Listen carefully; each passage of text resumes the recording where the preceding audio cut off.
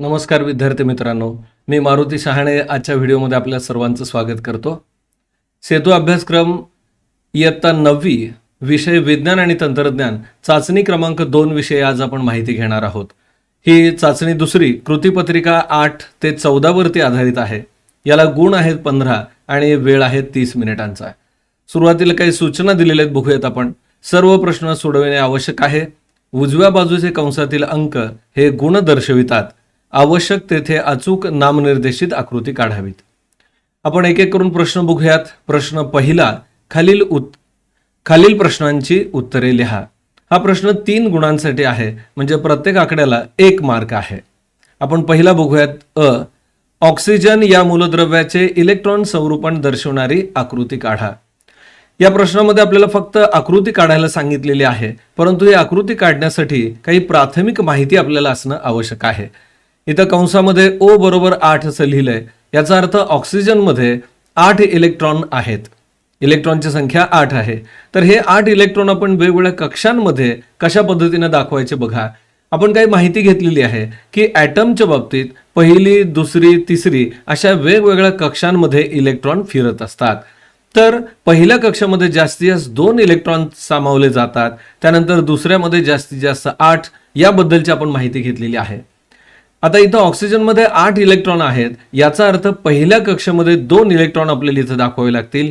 तर दुसऱ्या कक्षेमध्ये 8 पैकी इथं 2 वापरले, म्हणजे उरलेले जे 6 असतील ते या दुसऱ्या कक्षेमध्ये असतील. ठीक आहे, म्हणजे या पद्धतीने आपल्याला इलेक्ट्रॉन संरूपण दर्शवता येईल किंवा ऑक्सिजनचं दाखवता येईल. सेमी इंग्लिश मीडियमच्या विद्यार्थ्यांसाठी बघा, आपण सुरुवातीला काही सूचना बघूयात.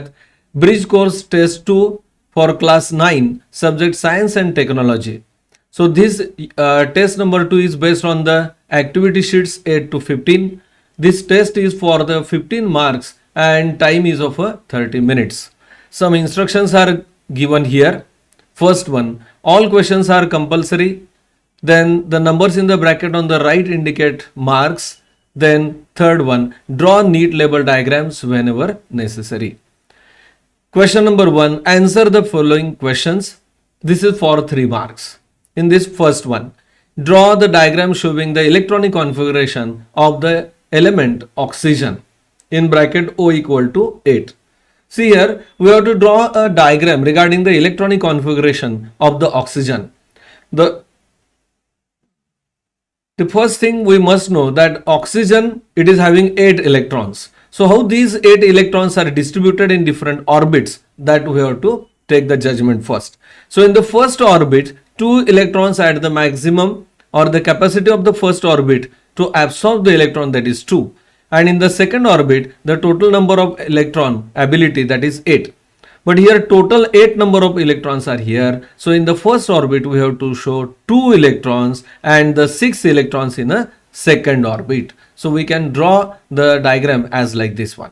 Okay, so this is the electronic configuration of a oxygen.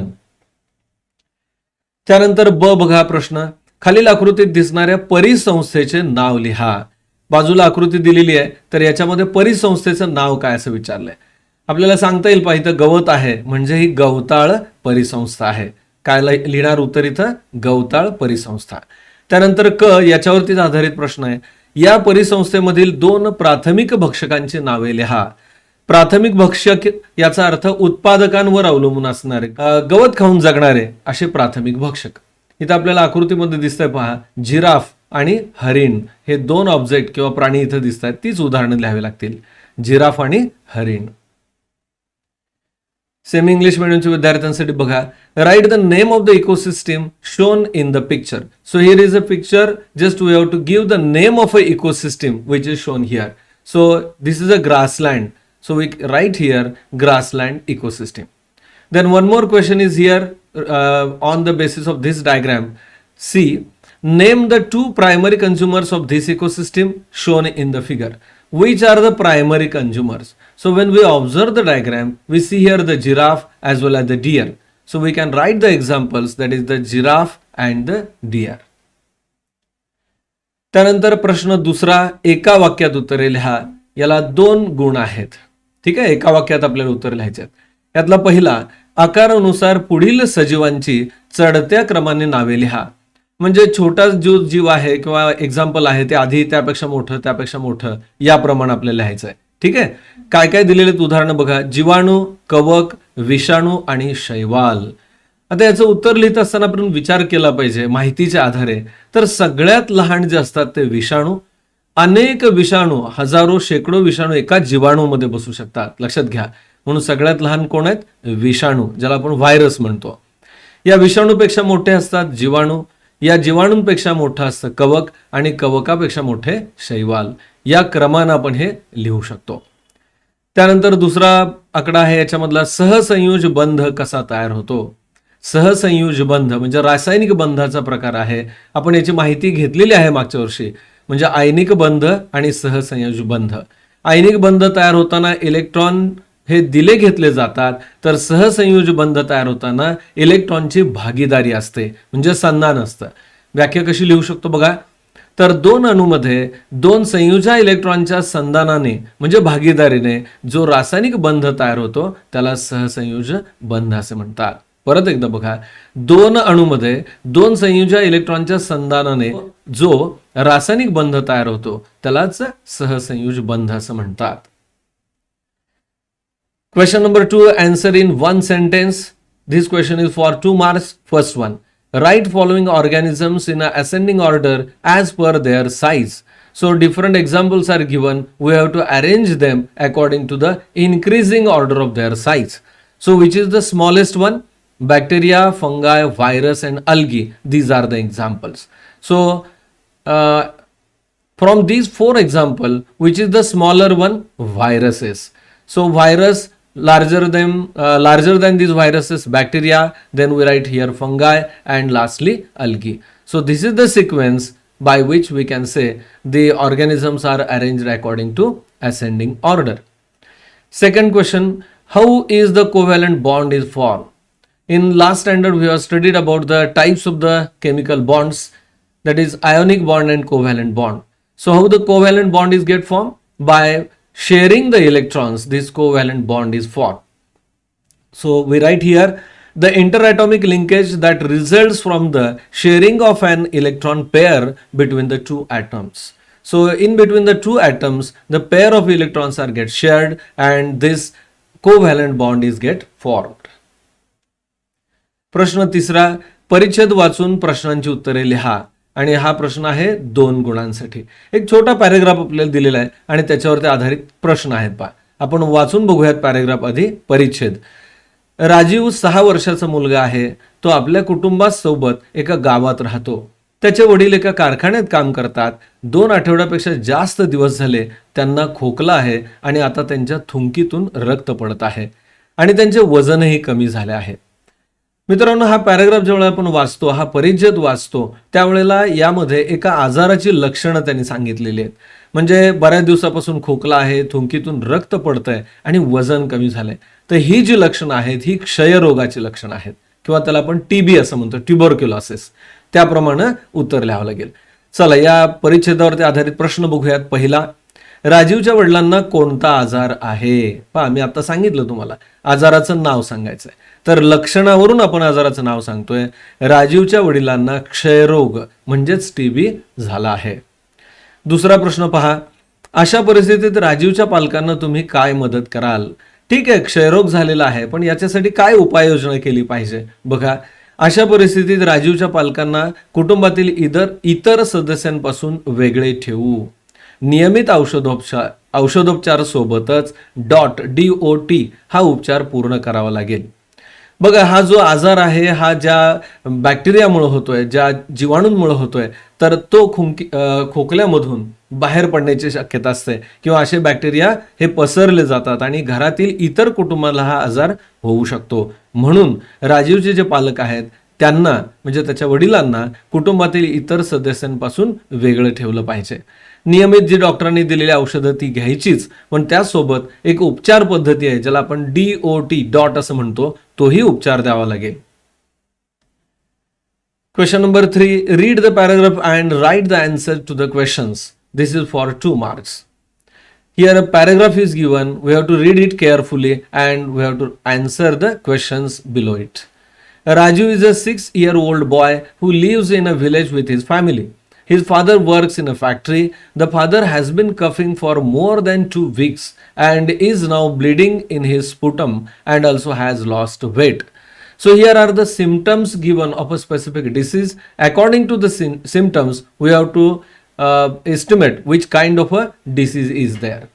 So according to the symptom, we can take a decision or judgment that this is of the tuberculosis, or these symptoms are of a disease, tuberculosis or the TB. Now we see the questions. First one, which disease Raju's father may have? So result is Raju's father is suffering from the tuberculosis or the TB.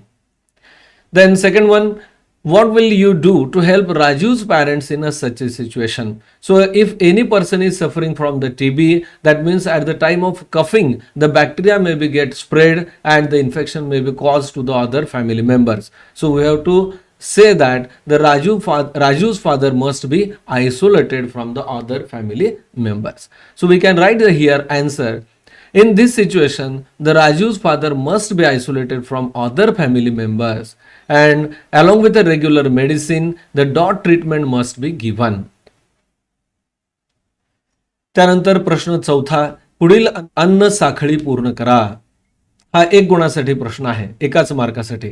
काय दिलं बघा इथं, गवत, नागतोडा आणि इथं 2 जागा रिकाम्या दिलेल्या आहेत आपल्याला. या रिकाम्या जागा भरायच्या आहेत. गवत, त्याला म्हणजे गवताचे बिया किंवा गवतावरती जगणारा नागतोडा, नागतोड्याला खाऊन जगणारा बेडूक आणि त्या बेडकानं खाऊन जगणारा साप, या पद्धतीने आपण लिहू शकतो. मित्रांनो, हे अन्न साखळी पूर्ण करत असताना इथं हेच शब्द आले पाहिजेत असं काही नाहीये. काही वेळेला इथं आपलं उत्तर बदलू शकतं.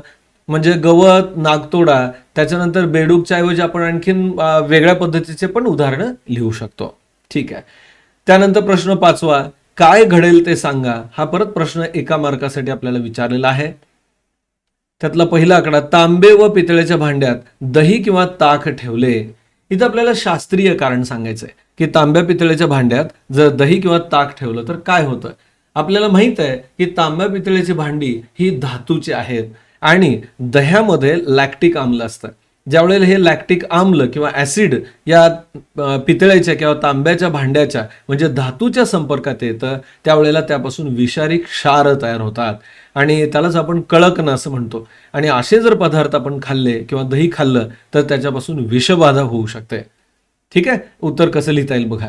दही किंवा ताकात असलेल्या लॅक्टिक आम्लाची तांबे किंवा पितळेच्या भांड्यावर प्रक्रिया होते आणि त्यापासून विषारी क्षार तयार होतात व ताक खराब होते. जे काही दही किंवा ताक असेल ते खराब होतं, ज्याला आपण कळकट होणं असं म्हणतो. आणि असे पदार्थ मानवी शरीरास घातक असतात. त्यामुळं अन्नातून विषबाधा होते. म्हणून तांब्या पितळेच्या भांड्यात दही किंवा ताक ठेवणं हे टाळलं पाहिजे. Question number 4, complete the food chain. Grass, then grasshopper. We write here the frog and the snake. ठीक आहे. Then question number 5, what will happen? This is asked for 1 mark. Yogurt or the buttermilk is kept in a copper or the brass vessels. If we keep yogurt or the buttermilk in a copper or a brass vessel, what will happen? This is asked. We know that when an acid is coming in contact with a metal, there is a reaction taking place, and from the reaction, the salts are get formed. And these salts are poisonous, which are causing the food poisoning. So we have to avoid keeping this yogurt or the buttermilk in the copper or brass vessels.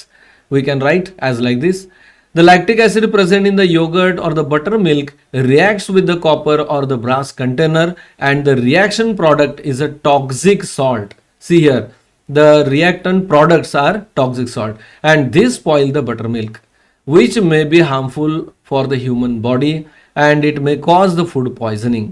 So we should avoid keeping yogurt or the buttermilk in copper or brass containers. त्यानंतर पुढचा प्रश्न 6वा, magnesium क्लोराईडचे रेणुसूत्र तयार करण्याच्या पायऱ्या लिहा. याच्यासाठी 2 गुण आहेत. पहा, एखाद्या संयुगाच्या बाबतीत ज्यावेळेला आपण रेणुसूत्र लिहितो त्याच्यासाठी काही पायऱ्या आहेत, आपण ओळीनं बघूयात. आपल्याला कशाचं रेणुसूत्र लिहायचंय? मॅग्नेशियम क्लोराईडचं. पहिली पायरी पहा, घटक मूलद्रव्यांच्या संज्ञा लिहिणे. याच्यामध्ये मॅग्नेशियम म्हणजे Mg आणि क्लोराईड म्हणजेच क्लोरीन Cl. पायरी क्रमांक 2 पहा. संज्ञांच्या खाली त्यांच्या संयोजा लिहिणे. संयोजा म्हणजे लास्ट ऑर्बिटमध्ये असणारी इलेक्ट्रॉनची संख्या. मॅग्नेशियमच्या खाली इथं आपण 2 लिहिलं आणि क्लोरीनच्या खाली इथं 1 लिहिले. हे संयोजा इलेक्ट्रॉन आहेत. त्यानंतर तिसरी पायरी पहा. तिरकस गुणाकाराच्या रूपात घटक मूलद्रव्यांच्या खाली त्यांच्या संज्ञा लिहिणे. म्हणजे आपण काय केलं बघा, तर इथं तिरकस मी बाण दाखवलेला आहेत. आपण लिहिताना हे 2 ची जागा इकडे आणि 1 ची जागा इकडे केली. ठीक आहे. मॅग्नेशियमच्या खालचे 2 जे होते इथं क्लोरीनच्या खाली लिहिले आणि क्लोरीनच्या खाली 1 जे आहे ते इथं मॅग्नेशियमच्या खाली लिहिले. नंतर काय करायचं बघा. पायरी क्रमांक 4. तिरकस गुणाकार करून आलेल्या किमतींच्या आधारे संयुगांचे रेणूसूत्र लिहिणे. म्हणजे आपण मॅग्नेशियम किती 1 म्हणून Mg लिहिलं आणि Cl किती तर 2 म्हणून Cl2 लिहिले. म्हणजे MgCl2 हेच मॅग्नेशियम क्लोराईडचं रेणूसूत्र आहे. Question number 6. Write the steps involved in the formation of a magnesium chloride molecule. We have to write the steps of a formation of magnesium chloride. This is for 2 marks. We see the description step by step. First step. Write the symbols of the constituent elements. Which are the elements forming the magnesium chloride? We have to write magnesium, that is Mg, and chlorine, that is Cl. Then step number 2. Write their valency under the respective element. So we have to write the valency. Valency of magnesium, that is 2, and valency of chlorine is 1. Then step number 3. Cross multiply to obtain the number of atom of the constituent element in the molecule of the compound. So we have to cross multiply. That means just we have to change the number here. So magnesium it comes 1 and chlorine here 2. Then step number 4, write the molecular formula of compound based on the value obtained by the cross multiplication. So just we have cross multiplied this number, then magnesium 1, so we have to write Mg, and Cl how many? 2. So MgCl2. So this is the formula. But take precaution here, these 2 must be small and this should be written at the base. त्यानंतर प्रश्न 7वा. खालील सजीवांचे वर्गीकरण आदिजीव कवके यामध्ये वर्गीकरण करा. आपल्याला इथं काही उदाहरणं दिलेली आहेत आणि त्यांचं वर्गीकरण करायचं आहे. कुठल्या 2 गटामध्ये? आदिजीव आणि कवके यामध्ये. याच्यासाठी 2 गुण आहेत.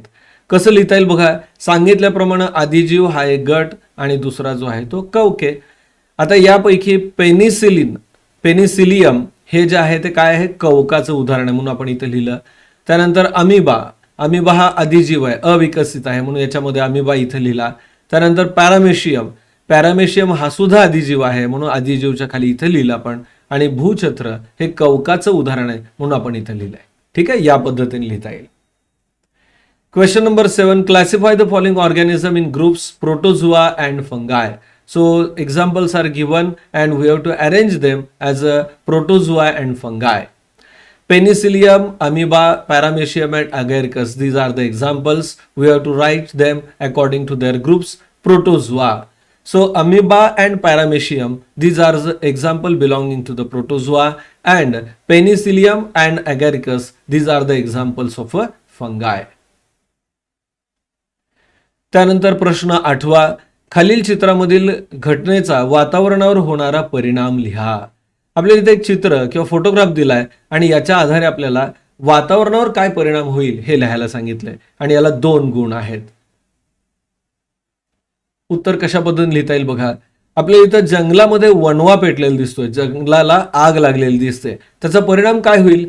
तर या परिसंस्थेचं सगळं नुकसान होईल, जीवितहानी होईल, वनस्पती प्राणी हे नष्ट होतील आणि यामुळं हवेचं आणि मातीचं प्रदूषण होईल. या चित्रामध्ये जंगलाला आग लागलेली दिसत आहे.